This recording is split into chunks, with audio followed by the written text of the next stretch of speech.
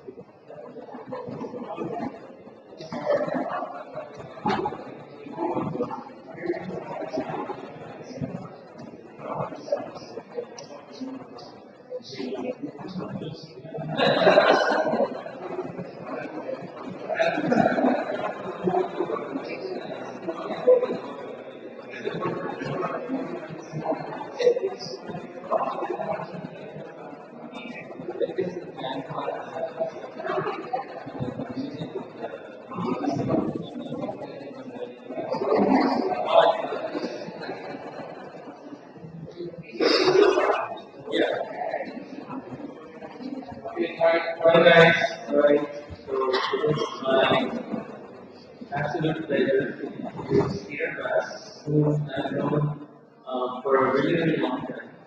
And Peter is like 10 15 years, 10, 12 years. So Peter and me are from the same lab. And Peter's postdoc mentor was my PhD thesis mentor. So as Peter likes to say here, we say here's brothers from a different litter. So it's my absolute pleasure to introduce them. I think we are very fortunate to have Peter as speaking. Thanks, Saboja. Just recently learned about the correct pronunciation of Saboja. I'm going to try to call it that. Just call me with the right pronunciation.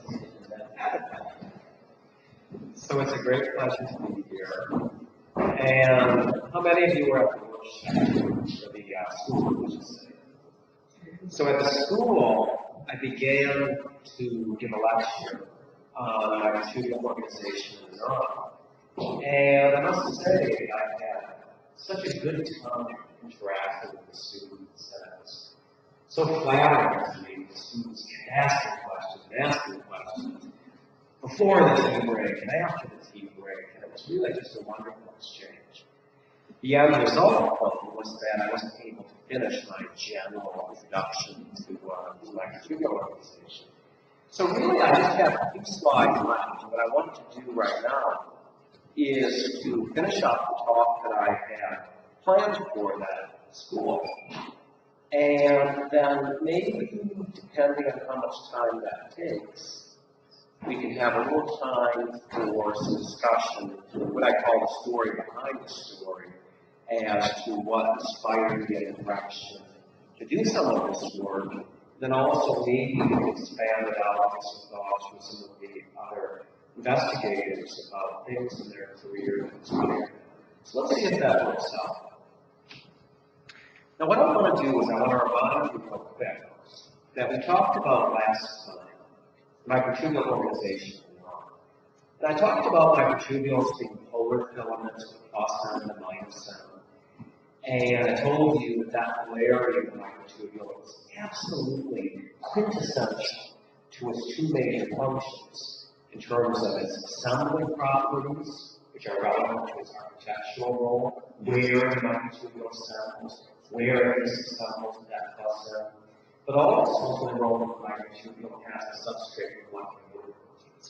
Because all these motors you've been hearing about in the past few lectures, these motor proteins read the polarity of the microtubule, so that most kinesis family members walk along the plaques of the microtubule toward the plus end, whereas cytoplasmic binding moves toward the minus end. And in so doing, all cells really have to do and generate a cell to organize the cytoplasm, to direct traffic, is to organize the microtubules relative to that intrinsic polarity. So you heard about epithelial cells that have minus ends up toward the apical surface. You heard about typical simple interface cells and radial array microtubules, minus ends in, plus ends out. And there's some other sorts of cell types the past couple of days. other sources of microtubule patterns. And in particular, what I stressed, topic of the meeting, of course, is microtubule organization of neurons. And the microtubule organization in neurons really underlies the topic of axonal transport. So the big theme of the workshop here is axonal transport. Axonal transport occurs along microtubule tracks. The big question for me is how those tracks get organized, because it's kind of textbook that these microtubules have the process distal. And my big interest is how they have to be. They're not attached to the centrosome. They're not attached to any discernible organizing structure. Free at both ends. And yet the vast, vast majority of them have the process distal. Almost all. Now, how do they get to be that way? That's one burning question. But then consider the downside. Neurons don't just generate one type of elongating process. That would be amazing enough if they just did that. But they generate two types of processes, a single axon and multiple tapering dendrites. And these two processes are different from one another in three different ways: functionally, morphologically, and compositionally. Functionally, axons are specialized to convey information out. The dendrites are specialized to process incoming information. Axons have a morphology that is long, slender, non-tapering. These axons essentially can grow forever or until they reach their competition. In a culture dish, they'll just keep growing and growing and growing. That's what axons do. Dendrites, on the other hand, get to be a lot of 50 microns, 100 microns, a couple hundred microns at their longest, and they stop growing. They don't reach a target. They simply stop growing. The tapering processes, they are often very highly managed, because the whole idea of dendrites, which are also multiple in number, the whole idea of dendrites is to increase the surface area for synapse formation, to get more possibilities, more space for synapses to form. Compositionally, if you look inside, you'll hardly find ribosome axons, few sometimes. Whereas in dendrites, there are many ribosomes. Dendrites are found bulging outwards, not in axons. So compositionally, axons contain a subset of the organelles found in dendrites. They also contain different receptors. I think someone pointed out the microtubule-associated proteins are differently distributed. So compositionally, morphologically, and functionally, I would argue to you that the neuron is the cell type in all of nature whose polarity, whose exaggerated morphology is most intimately related to functions that it has to carry out. And depending on who's staring here, you might get a different story about what's most important for generating and maintaining that polarity. From my point of view, it's the microtubule. Microtubules in my past, for instance, as a graduate student, I've always wanted to study microtubules, and I always have. So since I was maybe, 19 years old, I've always, people gave lectures on all sorts of different things. I always liked the microtubule. When we had our choice, I remember class when I was a master's student, big list of topics, we all speak on something. The students spoke so beautifully. Just a few hours. And I would pick microtubules. I possibly could, because I liked them so much. So I chose a lab for my doctoral work. It was microtubule. So I always wanted to study microtubules. And I think I'm justified. See what you think. I think I'm justified in arguing that microtubules are really at the heart of neuronal polarity. Because what I was able to discover when I was a postdoc was that dendrites have a very different pattern of microtubule organization than axons. It had been known for about a decade at that point that axons have this uniform, nearly uniform placental polarity orientation. That was discovered by my mentor, Steve Eichmann. And when I was a postdoc, I became very interested in dendrites and learning what the pattern of microtubule polarity orientation was in dendrites. So I did the work, and I don't think that any of us involved, my mentor, Mark Black, who was Sabogi's mentor as well, I don't think that we really had a good guess as to what we found. Would it be same as axon? How different would it be? And what we found was that the polarity orientation was mixed, about half and half. That's pretty unusual for nature, to have what looks like almost a non-organized microtubule. Some of this and some of that. And we made it very careful in publishing these results to say, we don't think it's random, we don't think they're unorganized, but rather we think they're highly organized, perhaps even more organized than the axon, because the dendrites have to intertake two populations of microtubules. The first population is placental, and then later, microcystal microtubules are introduced into the dendrite. So it's a mixed orientation, or a non-uniform orientation, but still highly organized. So I've really been interested in how these microtubule polarity patterns are established.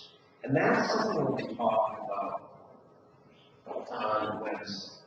So on Wednesday, there's two presentations, and one will be on the mechanisms to set up those polarity patterns. But what I want to do today is I want to continue that general introduction.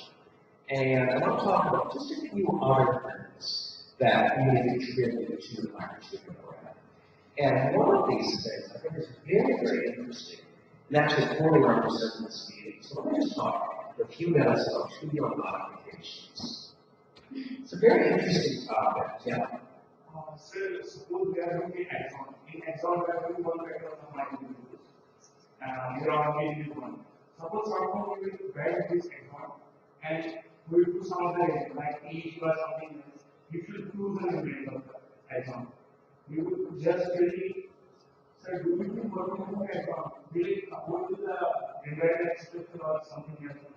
Well, what I proposed in the school a few days ago was that if the polarity pattern of the axon gets corrupted, the axon could be in big trouble. I think that if you were to convert the microtubule polarity pattern of the axon into a perfectly organized microtubule pattern of the dendrite, then sure, it would become a dendrite.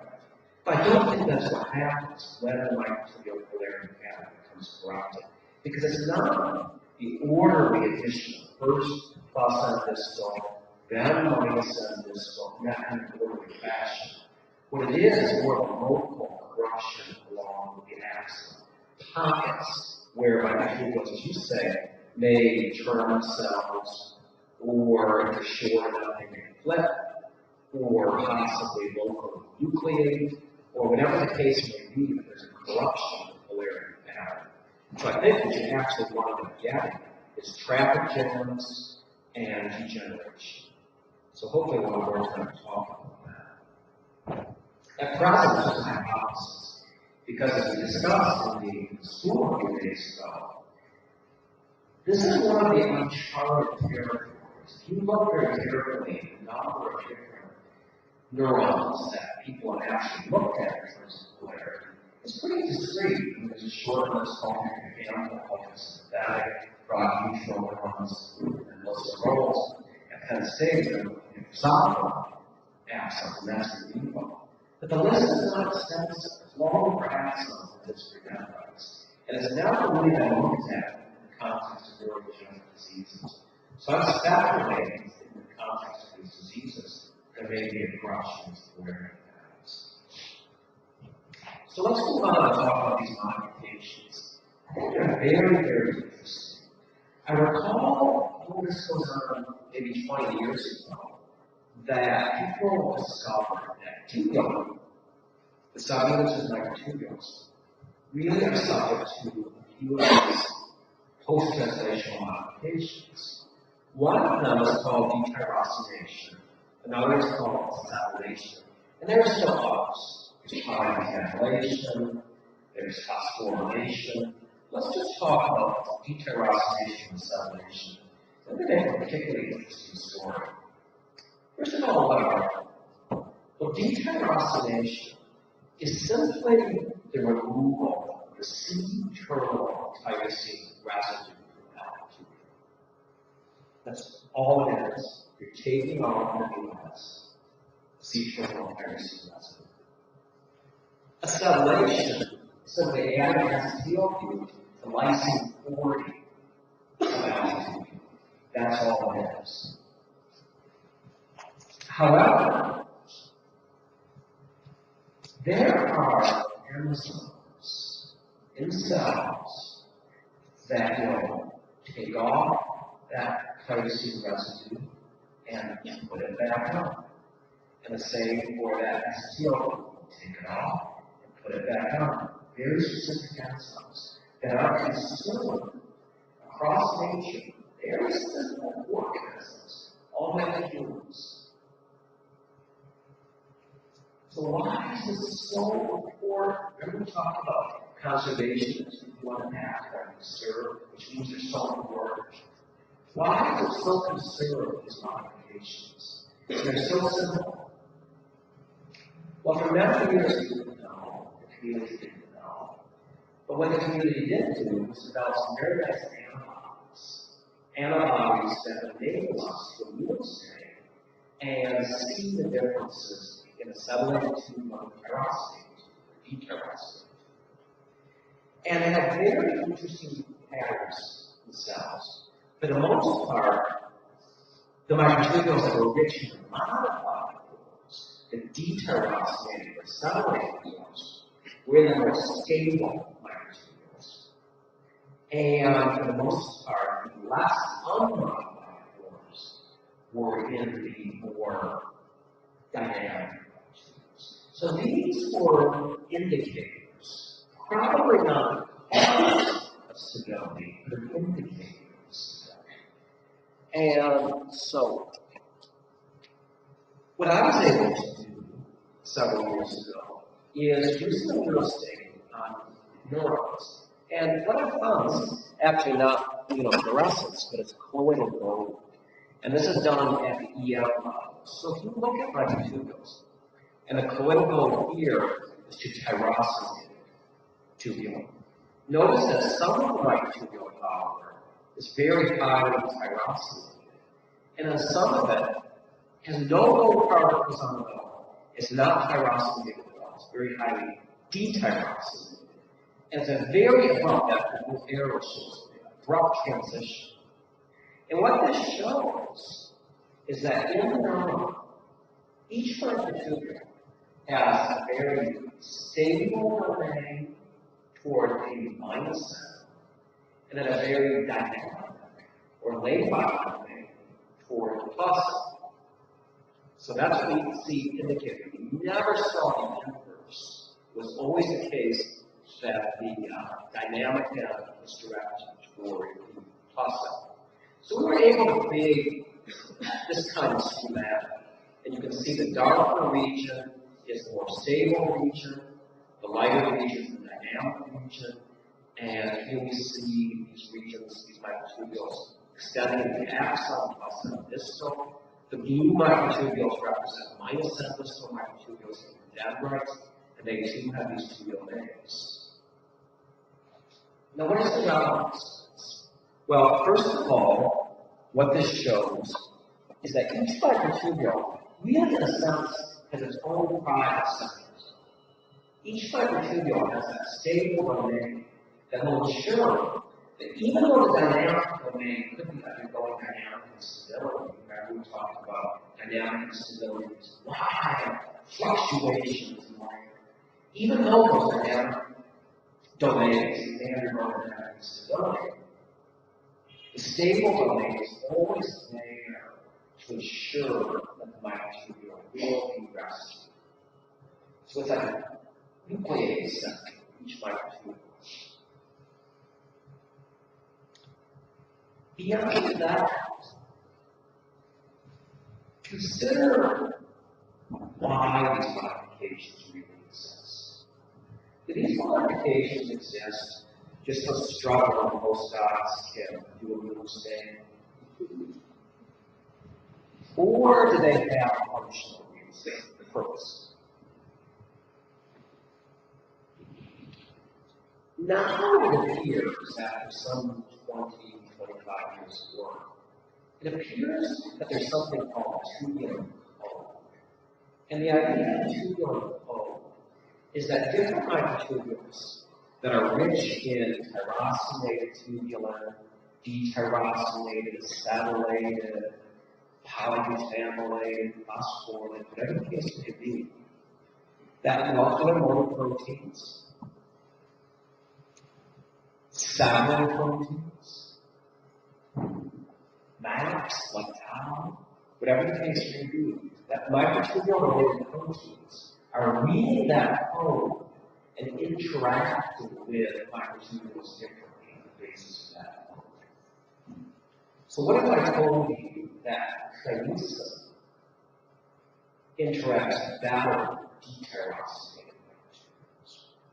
Or what if I told you that the TIFRs interact better with tyrosylated microtubules? Now you can start to see there's an extra layer of complexity. Not only these proteins, motor proteins, for example, read the polarity of microtubule, but they're also reading the microtubule composition. They're reading the tubular code. So here's how cells can layer complexity upon complexity in terms of further organizing cells.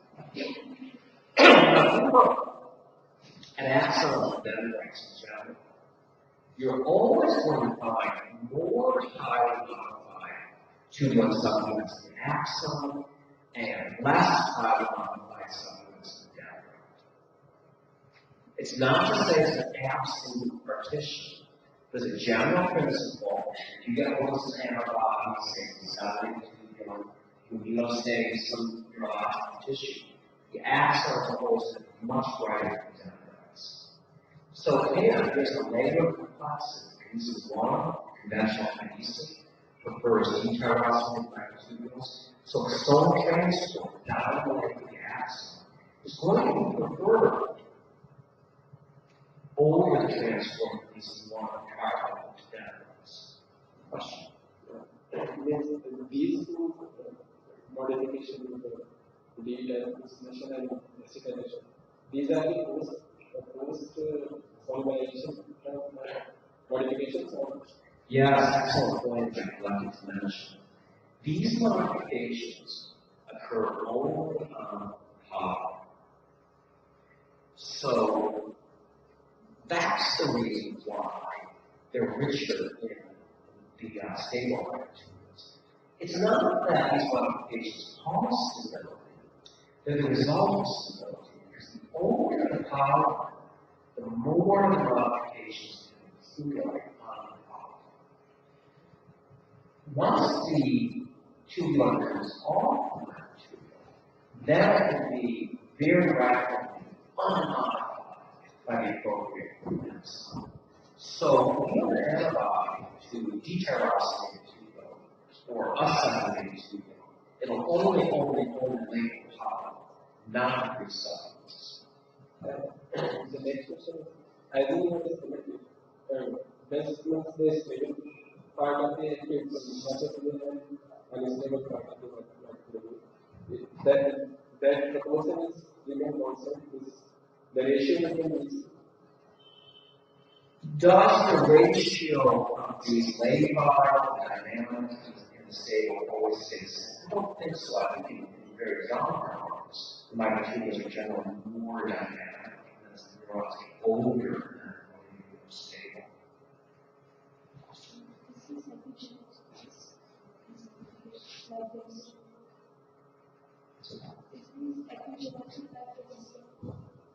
I'm not sure. So post-translation. If these are post-translational modifications.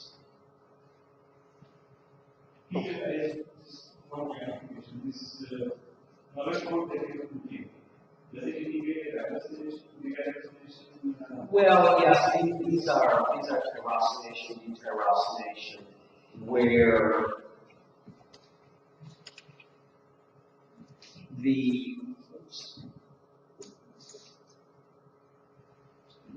the lighter regions, the detyrosinated, the darker regions, the tyrosinate. So the lighter regions, the stable domain, darker regions, darker regions, the stable detyrosinated domain, the lighter regions, the tyrosinate. What's the difference between these two different types? The blue are minus and distal, which is why I got confused, and the red are plus.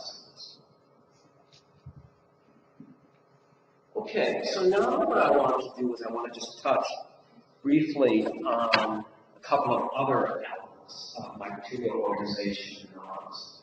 And we heard about growth cones in one of the student presentations. So what happens in growth cones? Here's the axon. And the axon has uniformly oriented microtubules. And then when the growth cone, when the axon terminates in this growth cone, this is before it reaches its final destination. The growth cone is a highly motile structure. It has these actin ribs. And this growth cone is going to forge forward using actin-based motility. This is a looped bone microtubules, meaning that this growth cone is stalled in its growth. The microtubules move over. And this growth cone is about to turn. The mobility of the growth cone is very actin-based. And the question of the growth cone turning is a particular small number of microtubules. I'm not sure if you can see them here. If they invade one side of the growth cone selectively. So this is another example of polarity. And then the growth cone will turn in that direction.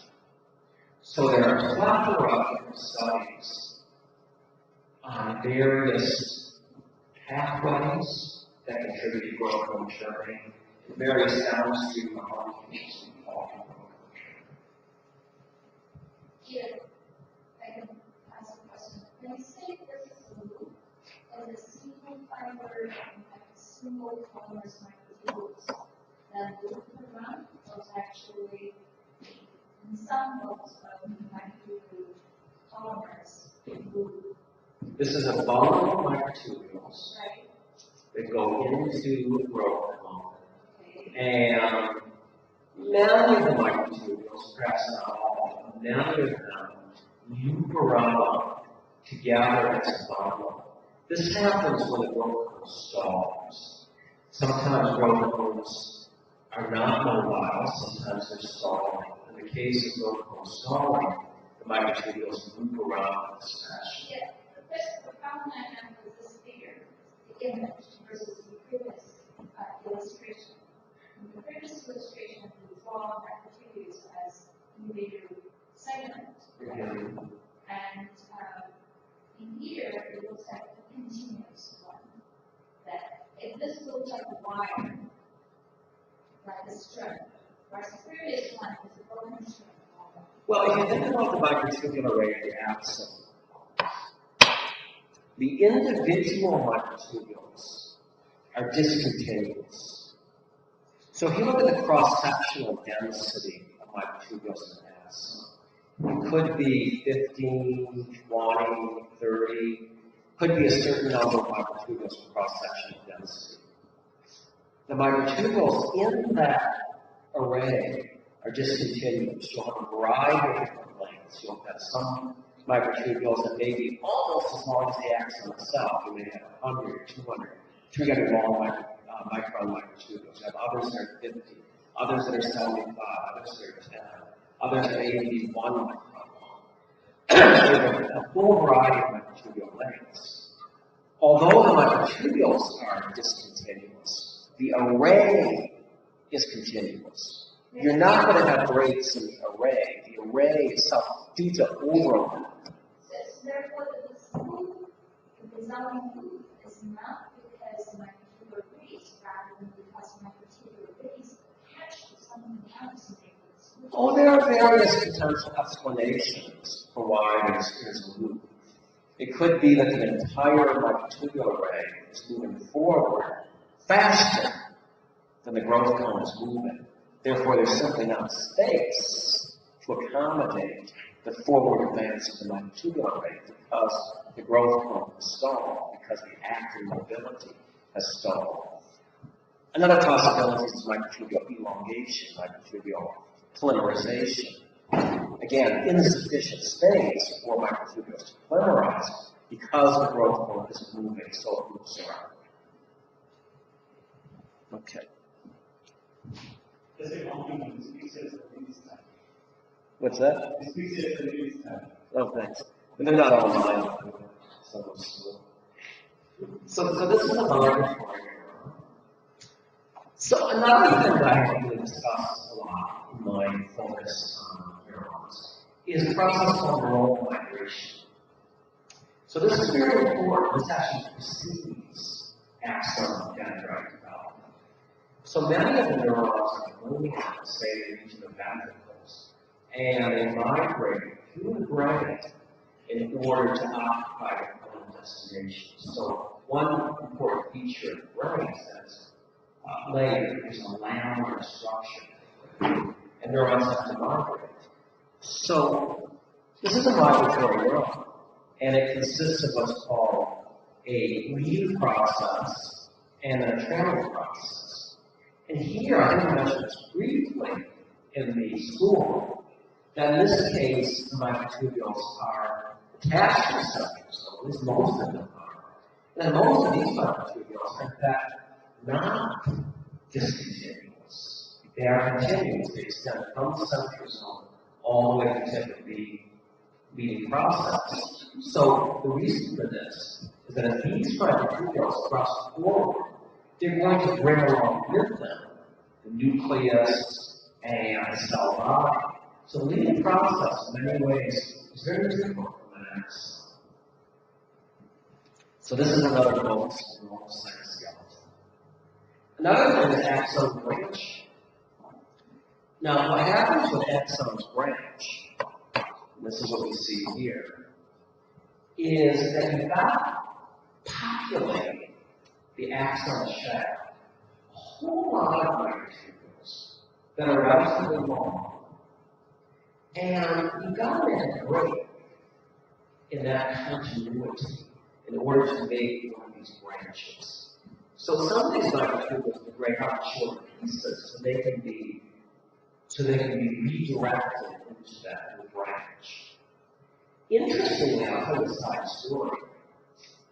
We initially had this idea in our heads because we proposed that all the microtubules initially come from the centrosome. Well, they all come from the centrosome. How are you going to make a branch? How are you going to populate that branch with more microtubules? Particularly axons get very, very long. Are you going to call back to the centrosome? Hey, back to the cell body. Hey, you! Send us microtubules! And they get done. How are they going to do this? So what we have hypothesized is that maybe what happens is right there locally, some of these microtubules get chopped up so that little new ones are created and they move into the branch.